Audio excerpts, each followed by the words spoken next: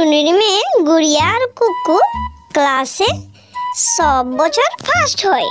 গুড়িয়া আর কুকু খেলার ফাঁকে ফাঁকে তার হোমওয়ার্কও পুরো করে নেয়। গুড়িয়া আর কুকু ক্লাসে ফার্স্ট হয় তা দেখে বান্টির ছেলে টিঙ্কুর খুব হিংসে হয়।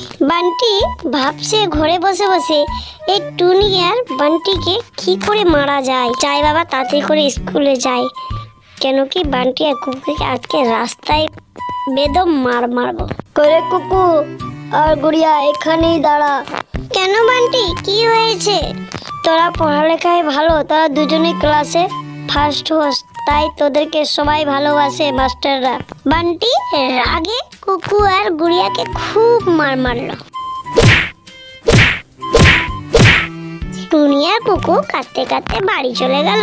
বান্টি আর কুকুকে তার মা টুনি ওই স্কুল থেকে নাম কেটে অন্য স্কুলে ভর্তি করে দিল। তাই বলছি বন্ধুরা, ভালো পড়ালেখা কেউ দেখতে পায় না, সহ্য করতে পারে না। দেখলেন, পড়ালেখা করলেও খারাপ, না করলেও খারাপ।